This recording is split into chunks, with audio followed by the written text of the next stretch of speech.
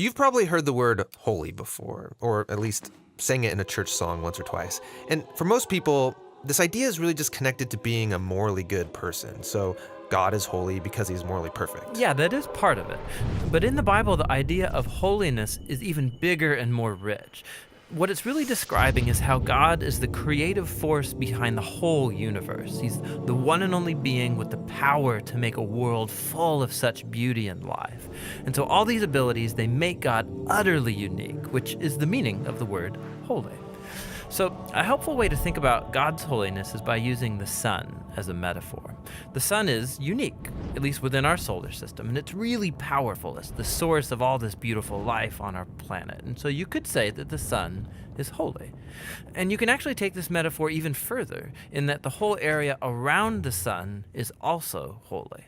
Yeah, because the closer you get to the sun, the more intense it gets. Yeah, exactly. So that very power and goodness that generates all this life is also dangerous. I mean, the sun, if you get too close, will annihilate you. And in the same way, there's this paradox at the heart of God's own holiness, because if you're impure, his presence is dangerous to you. And not because it's bad, but because it's so good. And so the first time we see this paradox of God's holiness, it's in the story of Moses and the burning bush. So God tells Moses to take off his sandals because he's standing on holy ground. And Moses covers his face in fear, and God says, hey, don't come any closer. It's intense. It's actually that intensity of God's holiness that's explored even more in the stories about Israel's temple, which was the main place where God's holy presence was located. And at the center of the temple was this room called the Most Holy Place, this the hot spot of God's presence. And whether you're an Israelite living in the land around the temple or a priest working right in the temple, you're in proximity to God's holy presence, which is dangerous. Yeah, this is a problem. So how's it supposed to work? Well, in the Bible, the solution is that you need to become pure. So like being morally pure. Yeah, and that's easy enough to understand. But the Bible spends a lot of time talking about another kind of purity, being ritually pure, which is a state where you separate yourself from anything related to death, like touching things like diseased skin or dead bodies or even certain bodily fluids. All these make you impure. And becoming ritually impure isn't necessarily sinful. What's wrong is waltzing into God's presence when you're in an impure state. And so that's why God gave the Israelites very clear instructions for knowing when they were impure, steps to become pure, so that they could go into the temple again. So that's what the book of Leviticus is about. Right. But it doesn't stop there. This idea keeps developing. So later in the scriptures, we find this really interesting story by a prophet named Isaiah. And he has this crazy vision where he's in the temple and he's right in God's presence. He's totally terrified. Yeah, he knows the rules. He shouldn't even be in there. And he's worried about being destroyed. And then this crazy creature called a seraphim. Yeah, that is a crazy creature. Totally. So it flies over with a hot coal, and then it sears Isaiah's lips with the coal and says something really weird. Your guilt is taken away, and your sin is atoned for. So this burning coal somehow makes Isaiah pure. Yeah, it's remarkable because normally if you touch something impure, it transfers its impurity to you. But now here's this new idea where you have this coal, this very holy and pure object, and it touches Isaiah, and it transfers its purity to him. Isaiah is not destroyed by God's holiness. He's transformed by it. I mean, the implications of this are just huge. But there's one more development.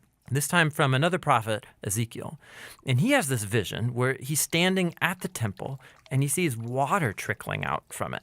And then that water turns into a stream, and then it grows into a deep river that starts flowing through the desert, leaving this trail of green trees behind it. And then it flows into the Dead Sea, making everything fresh and alive. So instead of becoming pure first and then going into the temple, here God's holiness comes out from the temple, making things pure and bringing them to life.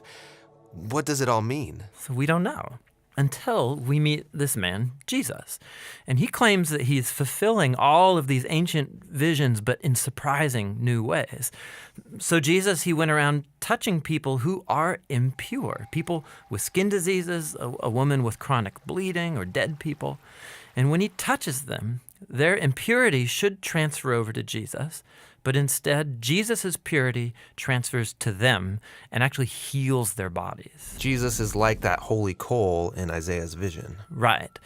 And Jesus claimed that he was the human embodiment of God's own holiness, and that he and his followers were now God's temple, so that through them, God's holy presence would go out into the world and bring life and healing and hope. And so this is why Jesus described his followers as having streams of living water flowing out of them. So this is our part of the story where we find ourselves now, but where's this all heading? So the last pages of the Bible end with a final vision about God's holiness. And this time it's by a guy named John. And in his vision, we see the whole world made completely new. The entire earth has become God's temple. And Ezekiel's river is there, flowing out of God's presence, immersing all of creation, removing all impurity, and bringing everything back to life. We believe the Bible is one complete narrative, so we're making these videos to trace a theme that goes from the beginning to the end of Scripture.